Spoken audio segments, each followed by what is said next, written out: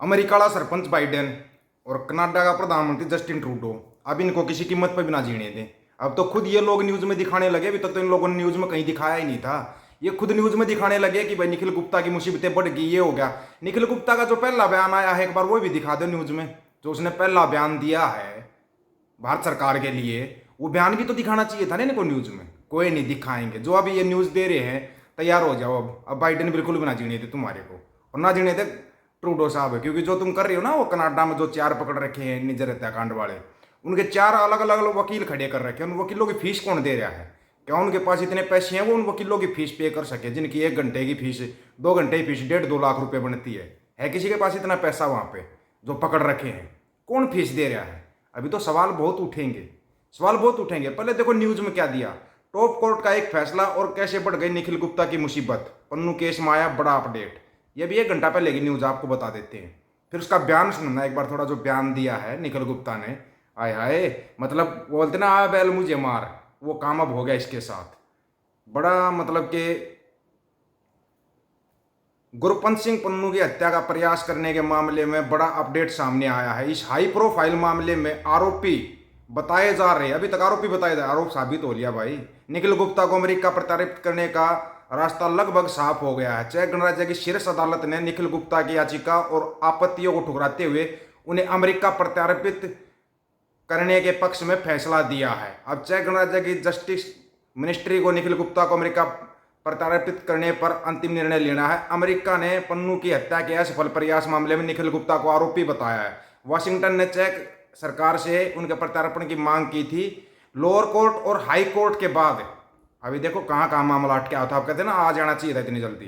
पहले lower court, फिर high court के बाद अब टॉप कोर्ट है जो, उसने भी निखिल गुप्ता के प्रत्यार्पण को हरी झंडी देते हुए निखिल गुप्ता को बड़े वाला झटका दे दिया।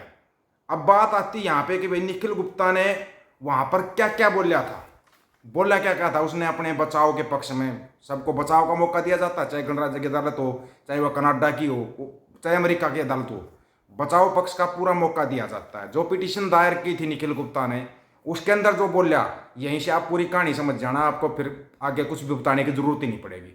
निखिल गुप्ता ने अपने जो पिटीशन दायर की थी उसमें कहा कि मैं इंडिया सरकार का एक सरकारी अधिकारी, इंडिया सरकार का सरकारी अधिकारी जो इंडिया की सिक्योरिटी मैनेजमेंट करता है, उस सरकारी अधिकारी के साथ कॉन्ट्रैक्ट में मैं मिशन पर था। इसलिए ये माना जाए मैं भारत सरकार का सरकारी आदमी हूं और भारत सरकार के लिए आम पर मैं बाहर था, काम पर मैं बाहर था, और ये सब मैंने किया था। इसलिए मुझे इम्यूनिटी दी जाए। इम्यूनिटी, इम्यूनिटी क्या चीज़ है ये?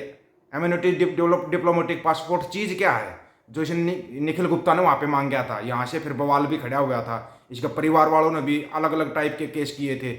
उसको बीफ खिलाया जा रहा है, उसको ये खिलाया जा रहा है, लेकिन वो चेक गणराज्य था, उसने पूरे प्रूफ दे दिए, पूरे प्रूफ दे दिए थे उनको। अब समझो ये इम्यूनिटी होता क्या है। इम्यूनिटी जैसे किसी भी देश का कोई राजदूत होता है दूसरे देश में, तो उसके पास एक सफ़ेद रंग का पासपोर्ट होता है। उस पासपोर्ट पर वो किसी भी देश में जाता है, और अगर लगा लो वो वहां पर उसके हाथों से कोई मर्डर भी कर देता है या सरेआम भी गोली मार देता है, तो वो देश उसको पकड़कर जेल में नहीं डाल सकता, उसको उसके देश वापस भेज सकता है। जितने लोग इंडिया की एम्बेसी में काम करते हैं, बड़े अधिकारी होते हैं, उनके पास सफेद रंग का पासपोर्ट होता है। जो अमेरिका कनाडा की एम्बेसी में वो काम करते हैं, उसको डिप्लोमेटिक पासपोर्ट कहा जाता है। इस पासपोर्ट का मतलब हो, इसलिए उसने डिप्लोमेटिक पासपोर्ट की मांग की थी। लेकिन अगर उसको डिप्लोमेटिक पासपोर्ट भेजना चाहिए था अगर उसको इंडिया वाला, लेकिन उसको यूज एंड थ्रो में ले दिया। निखिल गुप्ता को ले दिया यूज एंड थ्रो में। लेकिन वो तोता जब अमेरिका में आके बोलेगा, उसने वहां पे तो चेक गणराज्य में तो सिर्फ इतना बोला है कि वो भारत सरकार के अधिकारी के साथ काम पर था। पहले उसने क्या बोला, वो तो जी व्यापारी है जी, यहाँ पे अपने उसके व्यापार के लिए आया था। उसके बाद क्या बोला, ये निखिल गुप्ता वो नहीं है, तो कोई दूसरा निखिल गुप्ता पकड़ा गया। अब ये तोता बोलना हो गया शुरू हो गया अब ये तोता बोलना।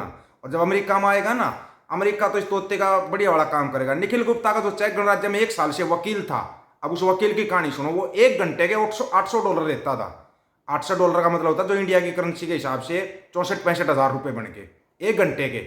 अगर वो 2 घंटा भी अदालत में रहा तो तकरीबन 1.5 लाख के करीब उसके पैसे बन गए। वो 1.5 लाख रुपये देता कौन था? निखिल गुप्ता दे रहा था क्या? ऐसे ही जो 4 जो निज्जर हत्याकांड में पकड़े गए हैं, चारों, जिनको इंडियन बोला जाता, भारतीय बोला जाता, पंजाबी बोला जा रहा है, उन चारों को अलग अलग 4 वकील दिए गए हैं। उन वकीलों की फीस किसी की $700, किसी की $800 पर घंटा है, पर घंटा। अब वो उनके उस पर जाते हुए 3 घंटे भी रह गए, वो उनकी फीस कौन दे रहा है? अब सवाल उठेंगे असली। निखिल गुप्ता की इतने साल तक फीस किसने दी? इतने उसका 1 साल तक केस लड़ा गया है, इतने हाई लेवल के वकील खड़े किए गए जिनकी 1 घंटे की फीस इतनी है, वो फीस कहाँ से गई? उसका जवाब अभी बाकी है। वो जैसे अमेरिका आएगा, वो तोता टे टे टे टे करके वो तोता बोल देगा, और वो तोता बोलेगा और फिर होगा शुरू क्या? 5 जून भी तो नजदीक आ रही है ना। 5 जून को झटके पर झटके शुरू हो जाएंगे। जैसे राहुल गांधी ने बोला ना कि 5 जून को जैसे ही सरकार आएगी कि मोदी साहब छोड़ूंगा नहीं, हरियाणा में बोल के गया है। ऐसे जैसे मोदी साहब ने बोला था ना कि रोबोट वाड्रा और उन सबको जेल में डाल लेंगे, किसको डाल लिया? किसी को नहीं। लेकिन फिर भी चलो राहुल गांधी यहाँ बोलते हैं, ये एक दूसरे पे ऐसे नेता लोग आरोप लगाते रहते हैं। लेकिन असली आरोप लगेगा निखिल गुप्ता वाला, सरकार किसी की बन जाना। अमेरिका देगा प्रेशर, अच्छे वाला प्रेशर देगा। अब बाबा बोंदड़ा हुआ, बाबा अपना झोला उठा के पार बोल जाएगा, उसको फिर कौन भुगतेगा? कांग्रेस भुगतेगी। कांग्रेस बोलेगी हमारी सरकार नहीं थी, हमने इसको भेजा नहीं। भेजा किसी ने हो, उसके नाम के पीछे भारत सरकार लिखा आ रहा है। भारत सरकार कहाँ कहाँ बदलाव करने पड़ेंगे, क्या क्या बदलना पड़ेगा, वो आपको सोचना पड़ेगा। अब अमेरिका ने जो बोला था वो कमेटी की रिपोर्ट अभी तक नहीं गई, क्योंकि बाबा जी को तो चुनाव से फुर्सत नहीं है। बाबा कभी अमृत छके हुए के भतीजे बन जाते हैं, कभी कुछ बन जाते हैं।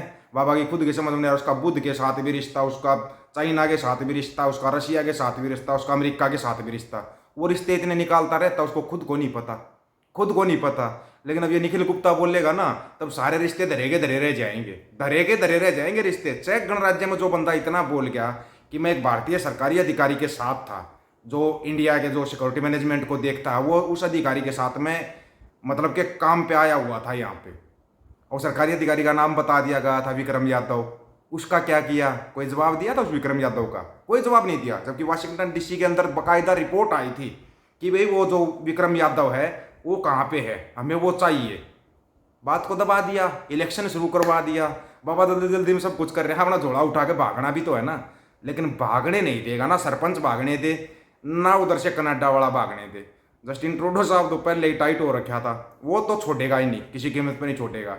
अब ये लोग पहले ट्रूडो के खिलाफ लगे हुए थे, अब अमेरिका के खिलाफ लगे होंगे। भांड मंडिया और उसके दलालों को काम मिल गया है, क्योंकि निखिल गुप्ता वहां पहुंच गया है। वो जैसे ही एयरपोर्ट पर उतरा ना, अमेरिका एयरपोर्ट पर उतरते ही बोल देगा, वो उसको अंदर लेके जाने की जरूरत नहीं है, वो एयरपोर्ट पर उतरते ही बोल देगा। चेक गणराज्य में तो उसको बिल्कुल फ्री स्टाइल रखा हुआ था ना। जब वहां पे उस बंदे ने इतना कुछ बता दिया, तो अमेरिका के अंदर क्या क्या बताएगा, सोचा कभी आपने?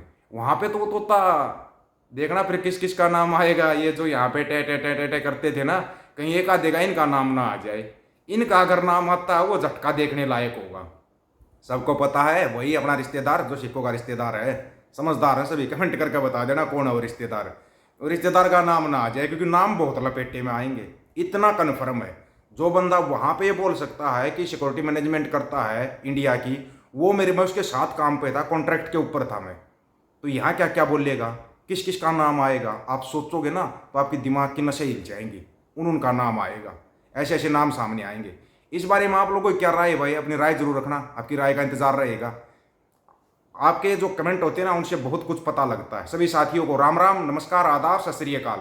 वीडियो को ज़्यादा से ज़्यादा शेयर, चैनल को सब्सक्राइब और बेल आइकन को जरूर दबाना दोस्तों। ऑफिशियल दीपक फौजी यूट्यूब चैनल, बात हक और सच की करेंगे। हक सच की बात हम करेंगे। वीडियो को शेयर करने की जिम्मेवारी आप लोगों की है।